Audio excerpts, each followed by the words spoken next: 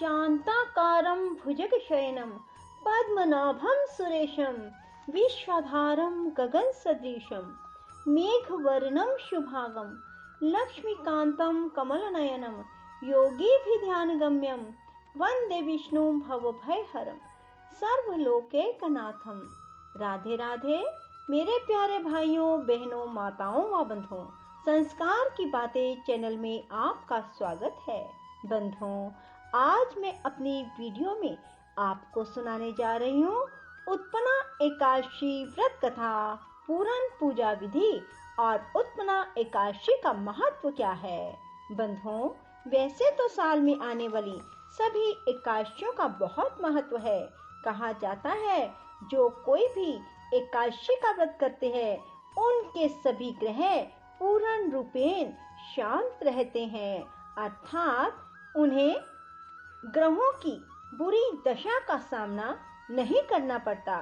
जो कोई भी साल में आने वाली सभी एकादशियों का व्रत करते हैं, श्री हरि कृपा से उनके सभी मनोरथ पूर्ण होते हैं। जो साल में आने वाली सभी एकादशियों का व्रत करते हैं।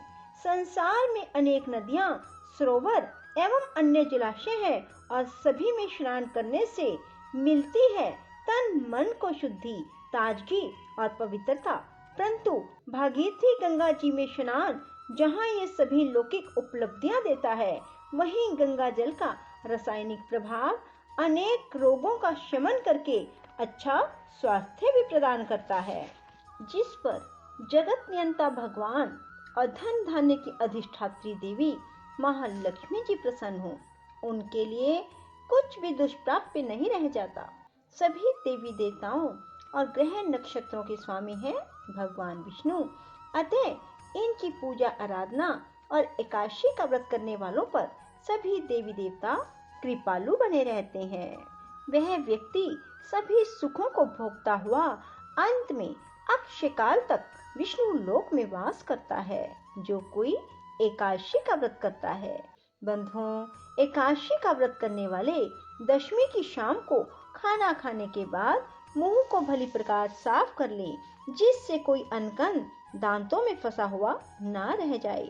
रात्रि को भूमि पर शयन करें और एकादशी को प्रातः काल ब्रह्म मुहूर्त में उठकर नित्य कर्म और पूजा आराधना के बाद विशेष रूप से भगवान विष्णु की पूजा आराधना करें। पूरा दिन भगवान के पूजन, कथा, भागवत के श्रवण, भजन आदि में बिताएं और एकादशी की पूरी रात्रि जागरण करें। भगवान का भजन, कीर्तन, पूजन आदि क्रियाओं में पूरी रात बिताएं और एक पल के लिए भी सोएं ना। द्वादशी को प्रातः काल स्नान ध्यान आदि करने के बाद सर्वप्रथम किसी ब्राह्मण को भोजन कराएं। उसे भगवान विष्णु के निमित्त दान व दक्षिणा देकर विदा करने के बाद ही व्रत धारक को व्रत खोलना चाहिए। जो व्यक्ति एकादशी को निराहार रहते हैं परंतु रात्रि भर जागरण नहीं करते, उनको आधा फल प्राप्त होता है। जो व्यक्ति एकादशी को एक समय फलाहार करते हैं, जागरण नहीं करते, उनको मात्र 1/4 फल ही प्राप्त होता है, जबकि एकादशी को अनाज खाना भी भीषण पाप है। बंधुओं, उत्पन्ना एकादशी का व्रत मार्गशीर्ष मास के कृष्ण पक्ष की एकादशी तिथि को किया जाता है। इस दिन भगवान विष्णु के शरीर से एक तेजस्विनी कन्या का प्रादुर्भाव हुआ। यही कारण है कि मार्गशीर्ष मास के कृष्ण पक्ष की इस एकादशी को उत्पन्ना एकादशी कहा जाता है। आज के दिन भगवान विष्णु के 16 कला निधान पूर्ण अवतार भगवान कृष्ण की पूजा की जाती है। भगवान कृष्ण की पूजा में नैवेद्य के रूप में केवल फल ही अर्पित किए जाते हैं। फलाहार में भी फलों का ही भोजन करें। कुट्टू अथवा मावे की मिठाइयों का प्रयोग ना करें। नैमिषारण्य तीर्थ में पुराण कथाओं को सुनने और धर्म के मर्म को जानने के इच्छुक 88,000 ऋषि मुनियों से सूत जी ने कहा, हे ऋषियों, द्वापर युग में धर्मराज युधिष्ठिर ने भगवान श्री कृष्ण से पूछा, हे प्रभु, कृपा करके एकादशी के व्रतों की विधि, महत्व और उनसे प्राप्त होने वाले फलों के बारे में विस्तार पूर्वक बतलाइए। हे देवकी नंदन, एकादशी के व्रत में किस देवता का पूजन किस प्रकार करना चाहिए और कौन कौन से कार्य करने और कौन कौन से कार्य नहीं करने चाहिए, इसके बारे में मुझे स्पष्ट रूप से बताएं। इससे हमारा और भविष्य में आगे आने वाली पीढ़ियों का कल्याण होगा। अतः आप इस बारे में हमें पूर्ण जानकारी दें। युधिष्ठिर के इन प्रश्नों को सुनकर मंद मुस्कुराते हुए भगवान श्री कृष्ण ने कहा, हे युधिष्ठिर, तुम्हारा प्रश्न अत्यंत उत्तम और लोक उपकारी है। अतः ध्यान से मेरी बातों को सुनो। शास्त्रों के अनुसार हेमंत ऋतु में मार्गशीर्ष मास अर्थात अगहन मास के शुक्ल पक्ष की एकादशी अर्थात 11 तिथि को एकादशी का जन्म हुआ। यही कारण है कि उत्पन्ना एकादशी से ही एकादशियों का व्रत प्रारंभ किया जाता है। महान कल्याणकारी देवी एकादशी के जन्म की कथा सुनाने से पहले मैं तुम्हें इन व्रतों का विधान बताता हूँ। उसे ध्यान पूर्वक सुने और फिर प्रत्येक एकादशी व्रत में इस विधान का पालन करें। भगवान श्री कृष्ण बोले, हे कुंती पुत्र, एकादशियों के व्रत में अन्न खाने का पूरी तरह निषेध है। दशमी को सायंकाल भोजन करने के बाद मुख और दांतों को दातुन आदि से भली प्रकार साफ करें, जिससे दांतों में कोई अन्न कण फंसा हुआ ना रह जाए। रात्रि में कुछ भी खाना पीना नहीं चाहिए। अधिक बोलना और स्त्री प्रसंग भी वर्जित है।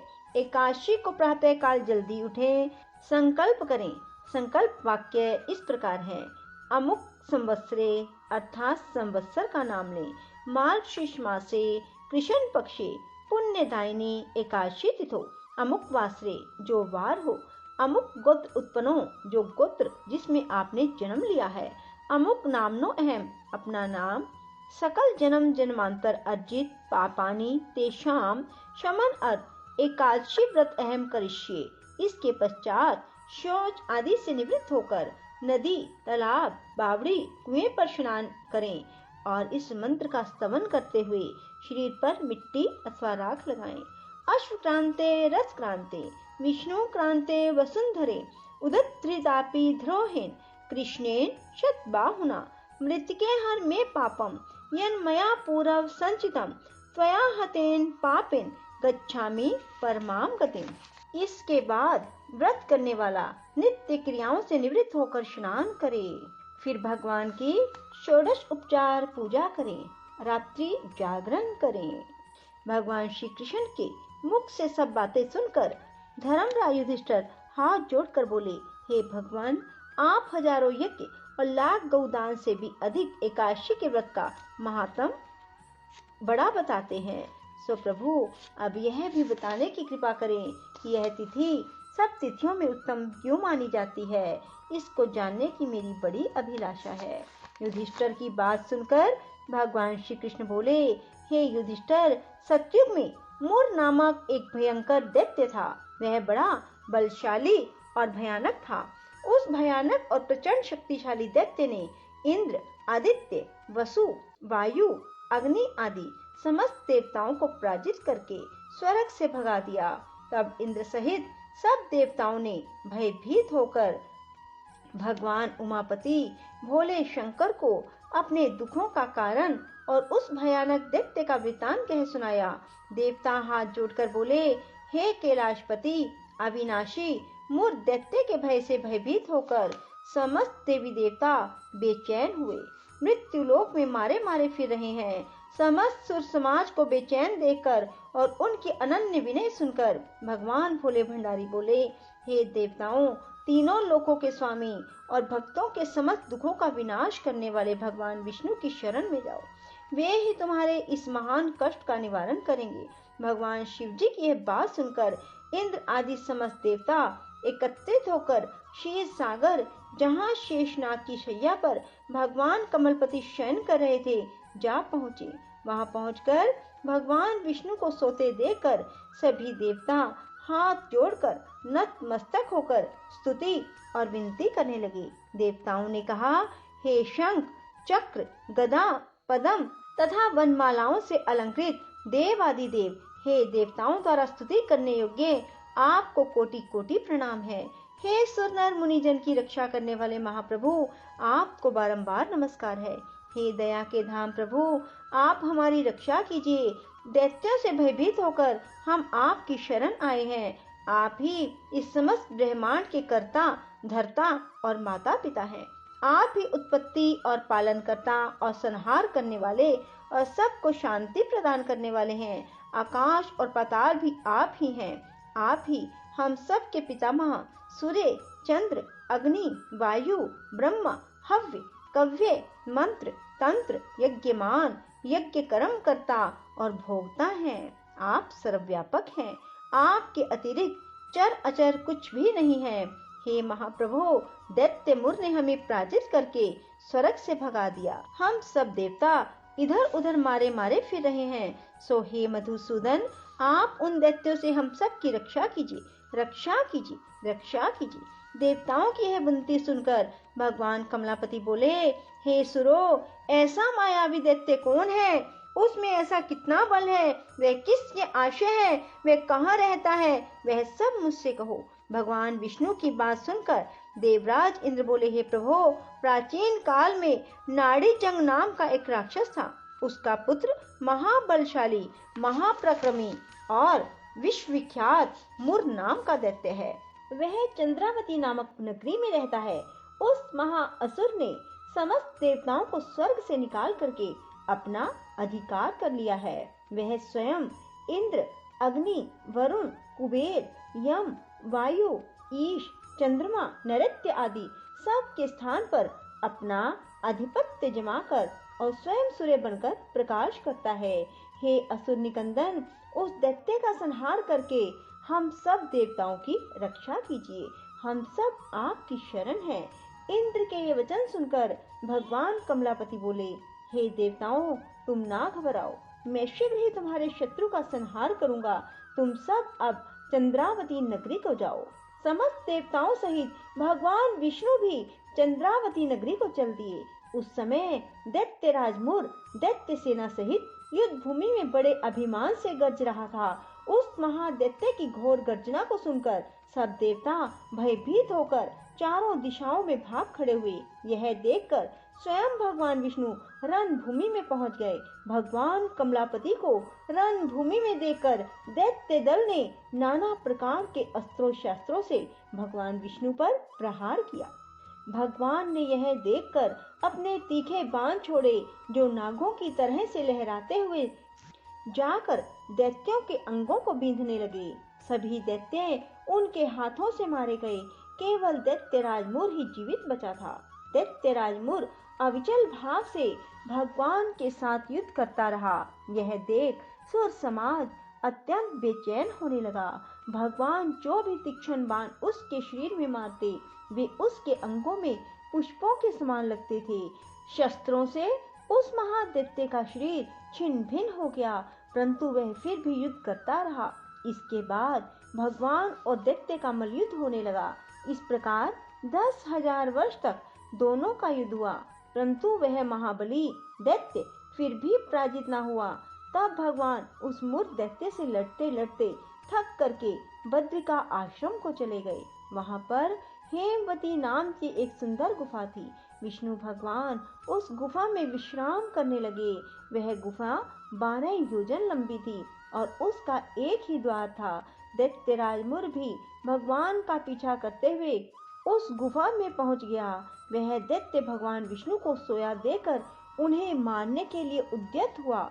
वह अभी मारने का प्रयत्न कर ही रहा था कि उसी क्षण विष्णु भगवान के शरीर से एक अति तेजस्वी अत्यंत प्रभावशाली कन्या अस्त्र शस्त्र धारण किए हुए उत्पन्न हुई। उस कन्या के बल पराक्रम को देखकर आश्चर्यान्वित हुआ मुर उसके साथ युद्ध करने लगा। उस कन्या के युद्ध कौशल, पराक्रम तथा वीरता को देखकर दैत्य ने विचार किया कि इस कन्या को इतना भयानक युद्ध करना किसने सिखाया है? यह तो बड़ा भयंकर युद्ध करती है। वह अभी विचार कर ही रहा था कि उस प्रभावशाली देवी ने एक ऐसा बाण मारा कि दैत्यराज मुर का रथ टूटकर चूर चूर हो गया। देवी ने उसके अस्त्र शस्त्रों को काटकर टुकड़े टुकड़े कर दिए। अब वह भयानक दैत्यराज मुर मल्ल युद्ध करने लगा, परंतु देवी ने धक्का मारकर उसे मूर्छित कर दिया। जब वह दैत्य मूर्छा से जागा तो उस कन्या ने उसका सिर काट डाला। इस प्रकार वह दैत्य तो पृथ्वी पर गिरकर मृत्यु को प्राप्त हुआ और बाकी दैत्य भयभीत होकर पाताल लोक को भाग गए। जब भगवान विष्णु की निद्रा टूटी तो उन्होंने मुर दैत्य के कटे हुए सिर और दोनों हाथ जोड़कर खड़ी हुई एक कन्या को देखा। भगवान उस कन्या से पूछने लगे, हे देवी, जिस दैत्य के भय से इंद्र आदि सब देवता भयभीत होकर स्वर्ग को छोड़कर भाग गए थे, उसको किसने मारा है? वह कन्या कहने लगी, भगवान, जब आप निद्रा में थे तब यह दैत्य आपको मारने के लिए उद्यत हुआ था। उस समय आपके शरीर से उत्पन्न होकर मैंने इस दैत्य का वध किया है। यह सुनकर भगवान बोले, हे देवी, तुमने इस दैत्य को मारकर देवताओं का महान उपकार किया है, अतः तुम इच्छा अनुसार वर मांगो। तब वह देवी बोली, भगवान, यदि आप मुझको वरदान देना ही चाहते हैं तो यह दीजिए कि जो मेरा व्रत करे उसके सब पाप नष्ट हो जाएं और वह अंत में मोक्ष को प्राप्त हो। रात्रि को भोजन करने वाले को आधा फल, एक बार भोजन करे उसको आधा फल प्राप्त हो। जो मनुष्य भक्ति पूर्वक मेरे व्रत को करे वह निश्चय ही आपके लोक को प्राप्त हो। जो कोई मेरे व्रत में एक बार भी भोजन ना करे उसको धर्म, धन और मुक्ति प्राप्त हो। भगवान ने कहा, हे कल्याणी, ऐसा ही होगा। मेरे और तुम्हारे भक्त एक ही होंगे। ये जीवन में सभी सुखों को प्राप्त करेंगे और अंत में मेरे लोक को प्राप्त होंगे। क्योंकि तू एकादशी को उत्पन्न हुई है, अतः तेरा नाम एकादशी होगा। तुम मुझको सब तिथियों में प्रिय हो, इस कारण तुम्हारे व्रत का फल सभी तीर्थों से अधिक फलदायी होगा। भगवान के ऐसे उत्तम वचन को सुनकर वह देवी बहुत प्रसन्न हुई। भगवान कृष्ण ने आगे कहा, हे युधिष्ठिर, सब व्रतों में एकादशी व्रत का फल सर्वश्रेष्ठ है। एकादशी व्रत करने वालों को मैं मोक्ष पद देता हूँ, उसके शत्रुओं का नाश एवं समस्त विघ्नों को नष्ट करता हूँ। यह मैंने एकादशी की उत्पत्ति का सब वृतांत बतलाया है। एकादशी पापों को नष्ट करने वाली और सिद्धि देने वाली है। जो मनुष्य इस एकादशी महात्म्य को पढ़ता अथवा सुनता है उसको अश्वमेध यज्ञ का फल प्राप्त होता है। वह करोड़ों वर्ष तक विष्णु लोक में वास करता है, वहाँ भी उसका पूजन होता है। जो मनुष्य एकादशी महात्म्य के चौथाई भाग को पढ़ता है उसके सभी पाप नष्ट हो जाते हैं। वैष्णव धर्म के समान अन्य कोई धर्म नहीं और एकादशी व्रत के समान दूसरा व्रत नहीं। बोलो विष्णु भगवान की जय हो। राधे राधे, जय श्री कृष्णा। बंधुओं, यदि आपको हमारी वीडियो पसंद आए तो इसे लाइक करने के साथ साथ शेयर अवश्य करें। धन्यवाद।